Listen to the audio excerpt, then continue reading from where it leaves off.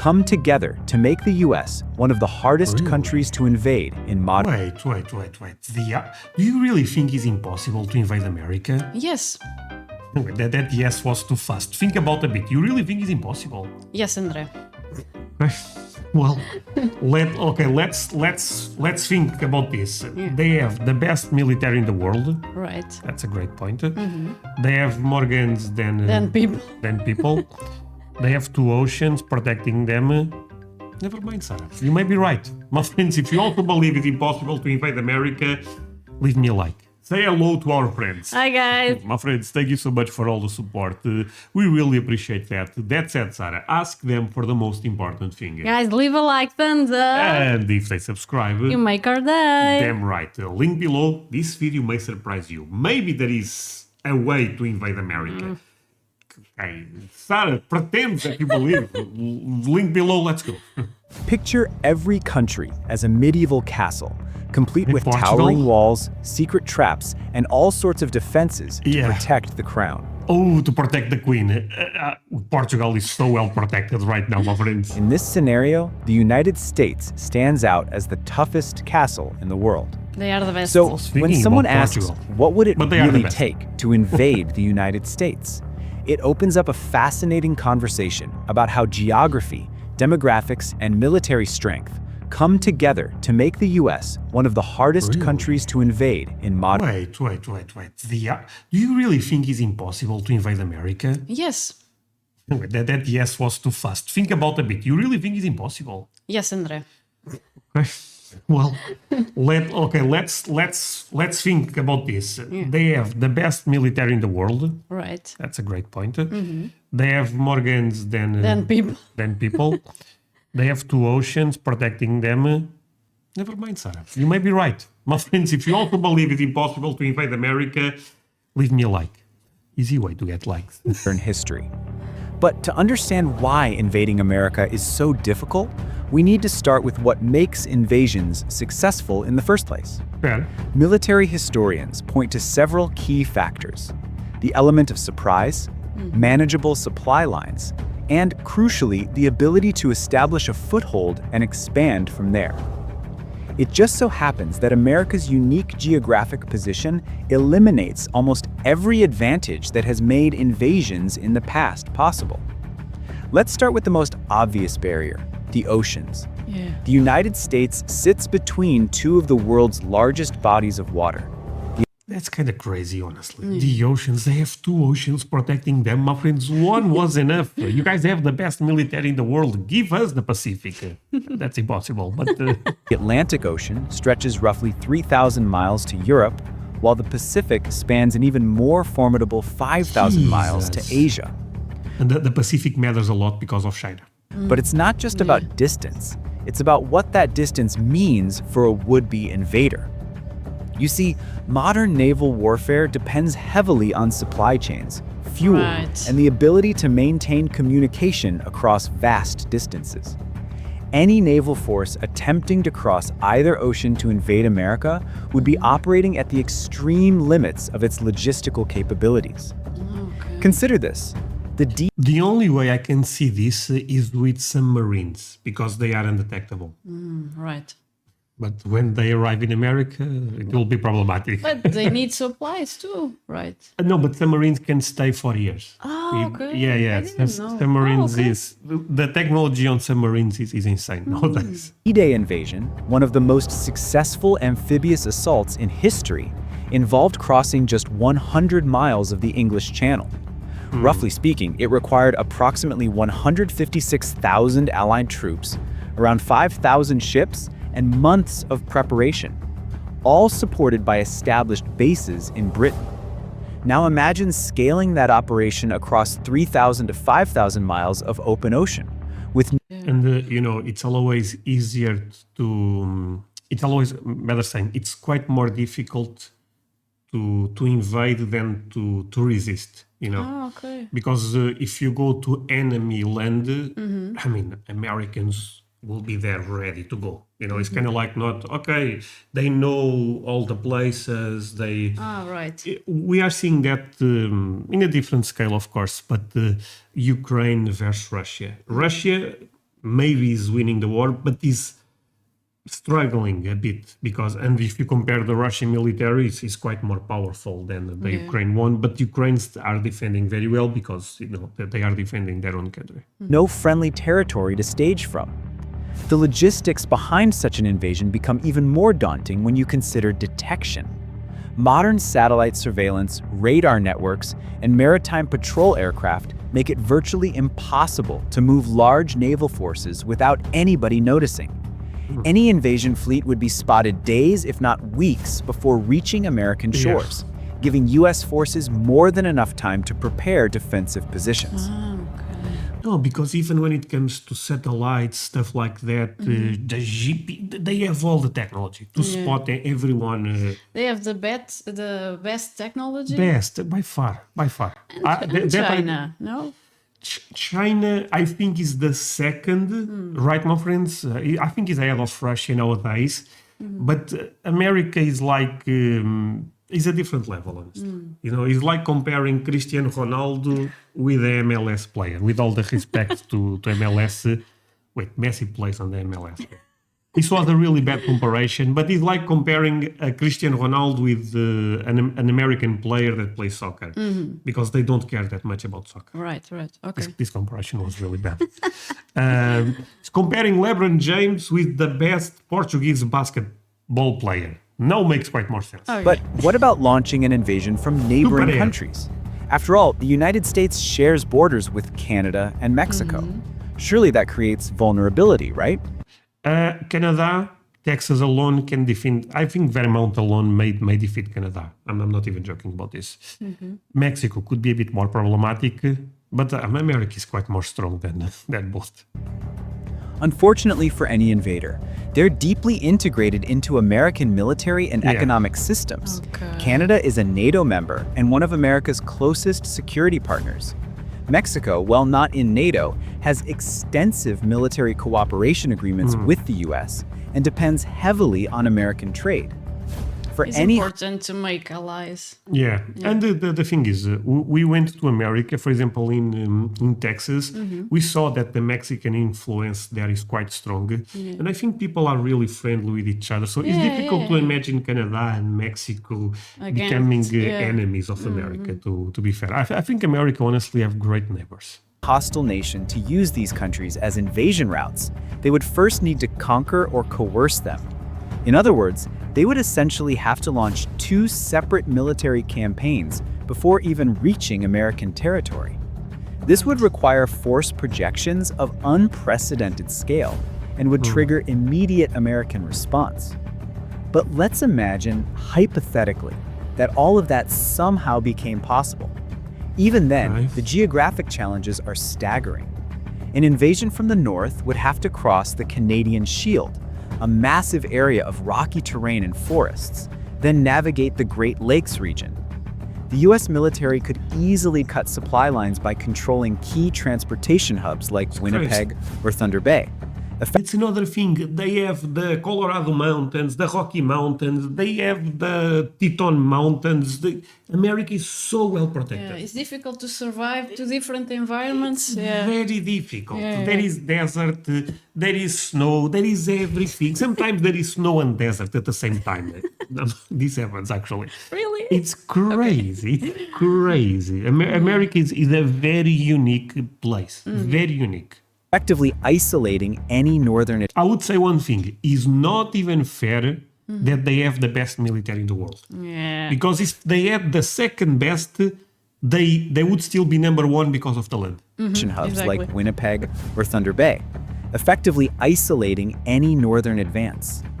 From the south, invaders would face a large concentration of American military power. Recent deployments have placed thousands of American troops along the Mexican border. Any large-scale military movement would once again be detected immediately, and the attacking force would have to advance through some of the most challenging terrain in North America, including the Sonoran and Chihuahuan deserts. But here's where America's defensive advantages become even more pronounced. Let's say the invading force somehow established a foothold on American soil. Oh boy. They would immediately confront what you They will immediately see beautiful America. Look at this. Well, at least they die happy. Yeah. could call a natural defensive line. The Yeah. United States is essentially divided by a series of geographic barriers that would force any invading army to fight for every mile of advance. Yeah. The Rocky Mountain chain runs like a spine through the western part of the country, creating natural choke points that favor America. Yeah, actually, we have to react to the Rocky Mountains because we never reacted to that. It's very interesting, actually. But and there is a video that focuses just on this, that the geographic, why America benefits so much of that. Right. And it's not just because of the mountains. The Mississippi River, all of that helps America a lot. The Mississippi River system divides the country into distinct regions, each requiring separate river crossings under fire. Military history shows us how devastating river crossings can be. During the Civil War, battles like Fredericksburg and Antietam demonstrated the enormous casualties that result from forced river crossings against prepared defenses. Now imagine attempting such crossings against modern military technology, Yeah. precision artillery, air support, and guided munitions. The thing that scares me, and now I'm being serious about this, is if eventually things go bad and there is a war between America, Russia, China, whatever, I think we will see technology that is so devastating we have no idea. I really believe that. Because, see, the B-2 bomber, I know it gets updated every 10 years, every 5 years, whatever it is, but this one is like 40 years old or 50 years old. I don't know exactly, but I know it's older than us. You know, it's kind of crazy and looks so advanced even nowadays. Whoa, okay. But see, that's the thing. Imagine what they may have now. You know, it's actually is impossible crazy, almost yeah. to imagine because my friends, let's be real. We know that the governments they hide the best weapons, and it's normal. All directed by satellite surveillance and real-time intelligence. There is absolutely no shot of sustaining an invasion in this case. But No. perhaps America's most unique defensive advantage is its civilian population, specifically its relationship with firearms. The United States has the highest rate of civilian gun ownership in the world, with 120.5 firearms for every 100 civilians. To put that into perspective, Switzerland only has 27.58 firearms for every He's 100 second. civilians. I think he's This- second, right? Let me see. No, it's not second, but okay. But it's a very advanced country. Civilian gun ownership in the world, with 120.5 firearms for every 100 civilians. To put that into perspective, Switzerland only has 27.58 firearms for every 100 civilians. This creates a scenario that military planners would probably call a strategic nightmare. It's one thing to defeat a conventional army. It's different to occupy a territory where a significant portion of the civilian population is armed and more than likely hostile. History provides Yeah. sobering examples of what this looks like. The Soviets in Afghanistan, the Americans in Iraq, and various other occupations throughout the 20th century demonstrate that even the world's most powerful militaries struggle against determined civilian resistance. Yeah. About 7 So imagine invading the strongest military. Yeah. You know, when we are talking about the weakest militaries or the militaries that are not that powerful, Right. it's still difficult to invade them, my friends. Now imagine invading. Oh. 72% of What a American bad gun idea. owners cite protection as their primary reason for ownership, suggesting a population already mentally prepared for defensive scenarios. Then there's the simple matter of scale. The United States covers approximately 3.7 million square miles, making it the Massive. third largest country in the world by land area. It is larger than Australia, which has an Oh, area okay. of about 2.9 million square miles. The US is more than twice the size of the Sarah, we end up driving in Texas Hill Country. No, Texas Country Hill. You guys know what I'm talking about. My friends, we saw land, and more. farms, land.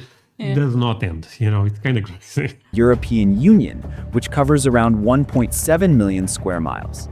Additionally, the US is roughly comparable in size to the entire continent of Europe, which has an area of about 3.9 million square miles. The distances in Every day, I think about this. Texas is 18. It's so disgusting, actually. Is 18 times bigger than Portugal. What the hell? How is that possible? involved are shocking from a military perspective. And I love The Texas. distance from Washington, D.C. to Los Angeles is about 2,700 miles. In order to sustain any kind of invasion on America, the occupying force would need to maintain supply lines across these vast distances. While Look at that line. My friends, let's say Portugal is here. I do this. I'm in Russia. Maybe I'm in China, actually, or Alaska. You know what I mean? This makes no sense. It's massive. It's massive. Even exploring Texas takes like 10 years. How big is it? It's crazy. occupying force would need to maintain supply lines across these vast distances, while facing constant harassment from both organized military resistance and civilian populations. Modern military thinking focuses on quick and decisive actions, because long campaigns can get really expensive and hard to manage. Given the vast size of the United States, pulling off a rapid takeover is pretty much impossible, and keeping it's troops in impossible. place for a long time would cost a fortune. Consider the economic cost for America during the Iraq and Afghanistan campaigns. Both campaigns involved far smaller territories and populations, but still cost the United States trillions of dollars over 2 decades. Oh, okay. The scale required to occupy a territory the size of America would dwarf these figures by orders of magnitude. Yeah. Of course, there's one last factor: nuclear weapons. The United States But here I would say this is tricky, because if Russia, China also send all the nuclear weapons, Who wins? no one wins here. This is a doomsday scenario for them. maintains one of the world's largest nuclear arsenals. But America is An ready. American nuclear doctrine makes it clear that existential threats to the homeland would likely trigger nuclear response.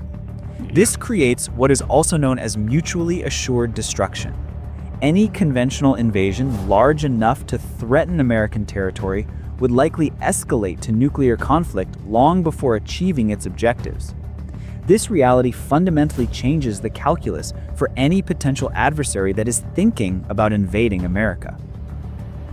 So, to return to our original question, what would it really take to invade the United States? The answer to that question reveals why I know the answer. I know the answer, Sarah. Aliens. Oh, yeah. That makes sense. Those are the ones that can invade America, and it will be difficult. no serious military strategist considers a conventional invasion of America a viable option. It simply just wouldn't be worth it. No, it's not But worth what it. do you think? Forget about it. Where do you think America stacks up in terms of national defense? Let us everyone- know your thoughts in the comments below. And be sure to leave a like if you enjoyed this video.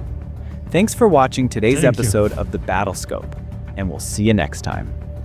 All right. Sarah, crazy video. Yes. I think you may be correct, actually. I have an announcement. My friends, it's impossible to invade America. If you guys didn't know, now you know. Say goodbye to our friends. Bye, guys. Bye, my friends. Thank you so much.